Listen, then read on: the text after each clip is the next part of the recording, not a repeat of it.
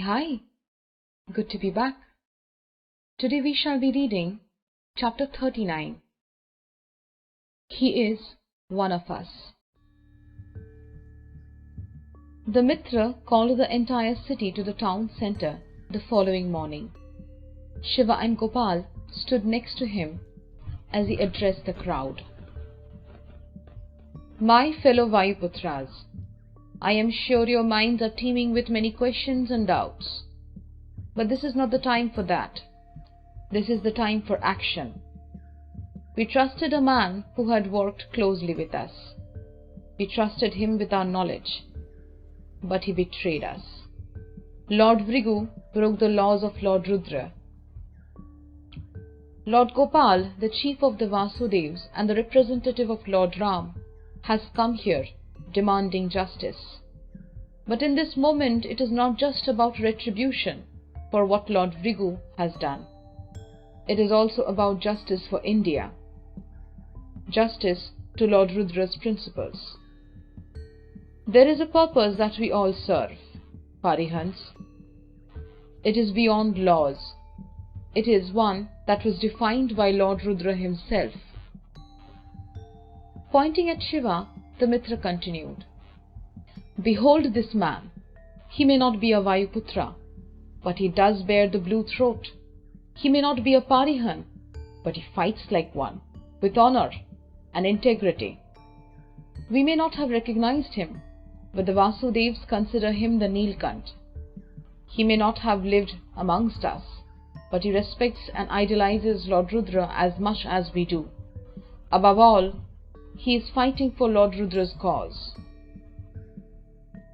The Vayuputras listened with rapt attention. Yes, he is not a Vayuputra, and yet he is one of us. I am supporting him in his battle against evil, and so shall you. Many amongst the Vayuputras were swayed by the Mitra's words. Those who weren't were nevertheless aware that it was within the Mitra's legal rights to choose whom to support within India. So while their reasons to do so may have differed, all the Vayuputras fell in line with the Mitra's decision.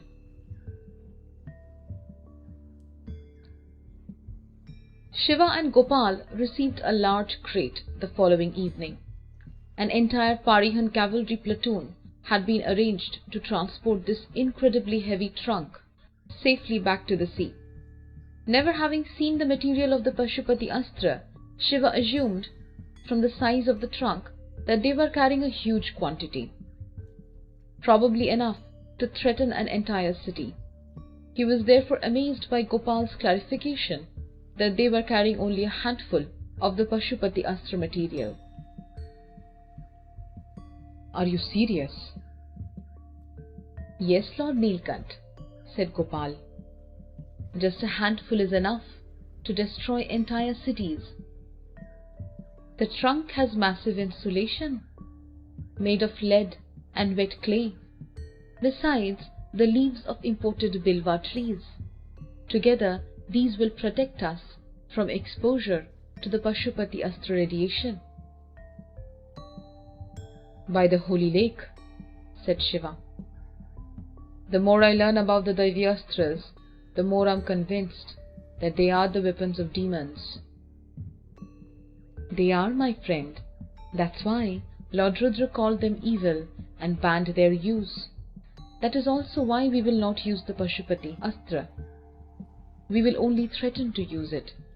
But to make it a credible threat to the Maluhans, we will actually have to set up the weapon outside Devagiri. Do you know how to do that? No, I don't. Most of the Vayuputras are not privy to that knowledge either. Only a select few are authorized to be in the know. There is a combination of engineering construction, mantras and other preparations that we would have to follow in order to set up this weapon. We would have to do this properly so as to convey a credible threat to Lord Vrigu, since he does know how the Pashupati Astra is prepared for use. Lord Mitra and his people will commence our training from tomorrow morning.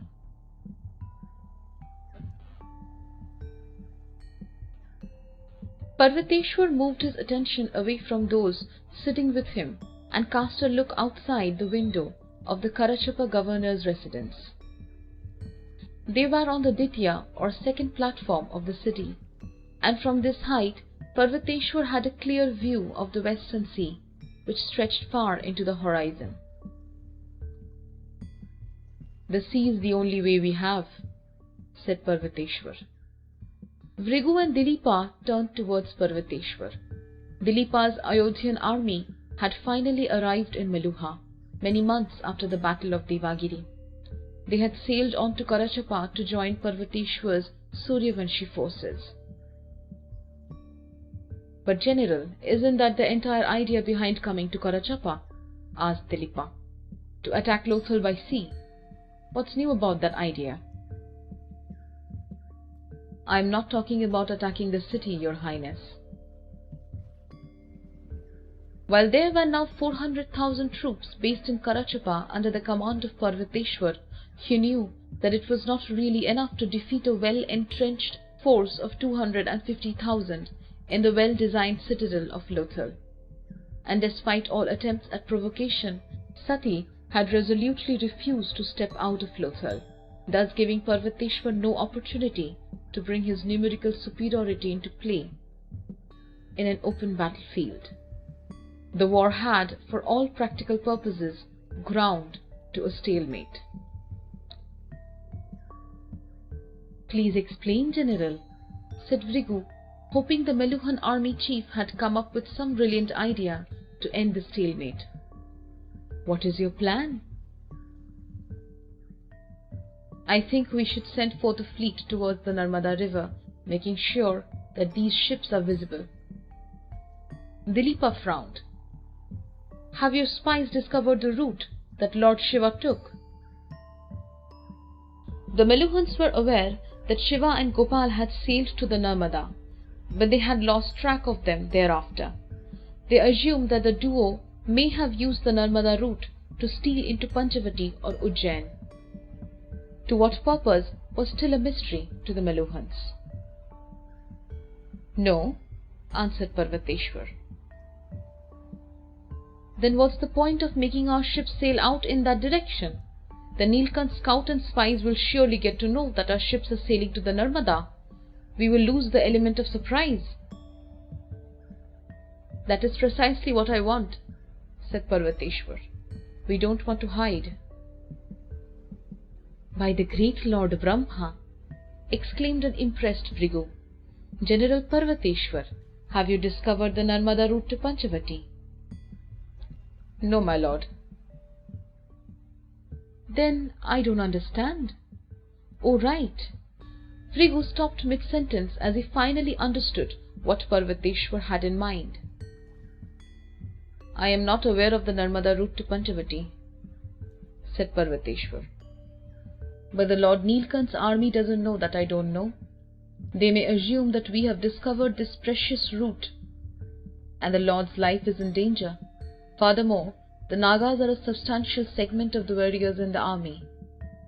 Will they keep quiet in the face of an imminent danger to their capital Panchavati, the city established by their goddess Bhumi Devi?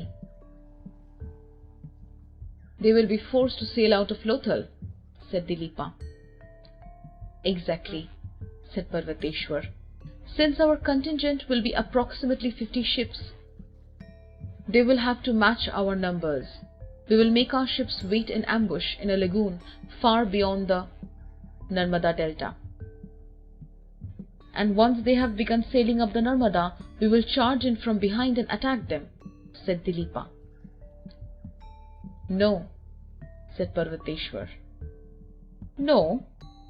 asked a surprised Dilipa. "No, Your Highness. I intend to send out a crack team of commandos in advance to the Narmada. They will wait for the Naga ships to race upriver till they have travelled a considerable distance away from the sea. Naval movements in a river are constricted, no matter how large the river. Their fleet will be sailing close to each other. Our commandos will have devil boats with firewood and flint ready for our enemies. Our task will be to take out the first as well as last line of ships simultaneously. Brilliant! They will lose their fleet, their soldiers will be adrift. Then our own fleet can charge in from the hidden lagoon and cut their soldiers down. No, Your Highness, said Parvateshwar, thinking he wouldn't have needed to explain all this to someone with the strategic brilliance of Shiva. Our fleet is not going to engage in battle at all. It is only a decoy. Our main attack will be carried out by the commandos. If the first and last line of the enemy ships are set on fire, there's a pretty good chance that all the ships in between too will eventually catch fire. But won't that take too long? Asked Vrigu. Many of their soldiers would be able to abandon ship and escape onto land. True, said Parvateshwar, but they will be stranded far from their base with no ships. I had learned at Panchavati that there is no road between Maika Lothal and the Narmada. It will take them at least 6 months to march back to Lothal through those dense, impenetrable forests. I'm hoping that on seeing the size of our decoy fleet, Sati will commit at least 100,000 men to attack us. And with those 100,000 enemy soldiers stuck in the jungles of the Narmada, our army would become vastly superior numerically, a ratio of almost 4-1. We could then attack and probably take Lothal. Dilipa still hadn't understood the entire plan. But many of our own soldiers will also be in the decoy fleet, right? So we will have to wait for them to come back to Karachapa and then... I am not planning on using our decoy fleet to engage in battle, said Parvateshwar. So we are not going to load them up with soldiers. We will only keep a skeleton staff, enough to set sail. We will not commit more than 5,000 men. Imagine what we can achieve. Only 5,000 of our men, including the commandos, will leave Karachapa, but we would have removed nearly 100,000 of the enemy men, leaving them stranded in the jungles around the Narmada, at least 6 months away from Lothal, and not a single arrow would have been fired. We can then go ahead and easily march in to capture Lothal. Brilliant, said Vrigu. We will move towards Lothal as soon as our ships leave for the Narmada. No, my lord, said Parvateshwar. I am sure Sati has scouts lurking in and around Karachapa. If they see 400,000 of our troops marching out of the city, they will know that our ships are thinly manned and will therefore understand our ruse.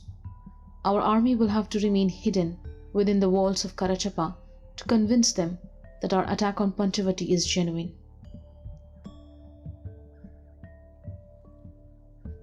The customs officer at Karachapa frowned at the merchant ship manifest. Cotton from Egypt? Why would any Meluhan want cotton from Egypt? They are no match for our own cotton. The customs procedure in Meluha was based on a system of trust. Ship manifests would be accepted at face value and the relevant duty applied. It was also accepted that on random occasions a customs officer could cross-check the shipload if he so desired. This was possibly one of those random occasions. The officer turned to his assistant. Go down to the ship hold and check. The ship captain looked nervously to his right at the closed door of the deck cabin and turned back to the customs officer. What is the need of that, sir? Do you think that I would lie about this? You know that the amount of cotton I have declared matches the maximum carrying capacity of this ship. There is no way you can charge me a higher custom duty. Your search will serve no purpose. The Meluhan customs officer looked towards the cabin that the captain had surreptitiously glanced at. The door suddenly swung open and a tall, well-built man stepped out and stretched his arms as he lazily yawned. What's the delay, Captain?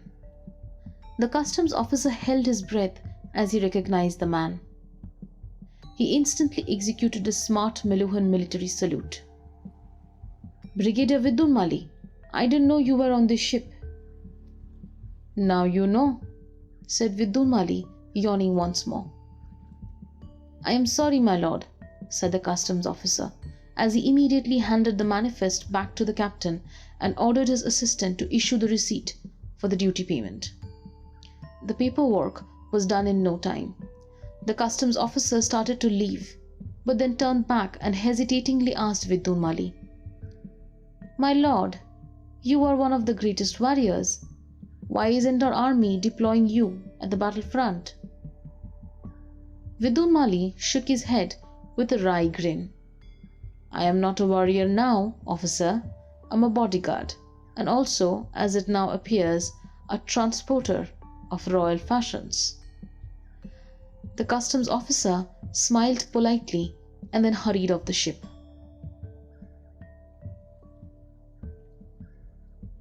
"Why the delay?" asked the Egyptian. Vidunmali had just entered the hold below the lowermost deck, deep in the ship's belly. The only porthole, high in one corner, had been shut tight, and it was unnaturally dark. As his eyes adjusted, he was able to see the countenance of about 300 assassins sitting with cat-like stillness in a huddle. "Nothing important, Lord Shrut," said Vidunmali to the Egyptian. "A stupid customs officer got it in his head to check the ship's hold. It's been taken care of. We are sailing past Karachapa now. We will be in the part of Meluha soon. There's no turning back." Shrut nodded silently. "My lord," said the captain as he entered quietly with a shielded torch. Vidunmali took the torch from the captain, who was followed by 2 men carrying large jute bags. They left the bags next to Vidunmali. "Wait outside," said Vidunmali. The captain and his men obeyed. Vidunmali turned towards the Egyptian. Shrut was the chief of the shadowy group of Egyptian assassins that Vidunmali was escorting back to Devagiri. The sweaty heat of the closed ship hold had made Shrut and his assassins strip down to their loincloths. Vidunmali could see the several battle scars that lined Shrut's body in the dim light of the flaming torch. But it was the numerous tattoos on him that drew his attention. The Meluhan brigadier was familiar with one of them, a black fireball on the bridge of his nose, with rays streaming out in all directions. It was usually the last thing that his hapless victims saw before being butchered. The fireball represented the god that Shrut and his assassins believed in, Aten, the sun god. "I thought that Ra was the sun god for the Egyptians," said Vidunmali. Shrut shook his head. "Most people call him Ra, but they are wrong. Aten is the correct word, and this symbol," said Shrut, pointing to the fireball on his nose, "is his mark." "And the jackal tattoo on your arm?" asked Vidunmali. "It is not a jackal. It is an animal that looks like a jackal. We call it Shah. This is the mark of God I am named after." Vidunmali was about to move on to the other tattoos, but Shrut raised his hand. "I have too many tattoos on my body and too little interest in small talk," said Shrut. "You pay me good money, brigadier, so I will do your job. You don't need to build a relationship with me to motivate me. Let's talk about what you really want." Vidunmali smiled. It was always a pleasure to work with professionals. They focused all their attention on the work at hand. The mission that Emperor Daksha had tasked him with was difficult. Any brute could kill, but to kill with so many conditions attached required professionals. It needed artists who were dedicated to their dark art. "My apologies," said Vidunmali. "I'll get down to it right away." "That would be good," said Shrut sarcastically. "We don't want anybody recognizing you." Shrut narrowed his eyes as though he had just been insulted. "Nobody ever sees us killing, Brigadier Vidunmali. More often than that, even our victims don't see us while they are being killed."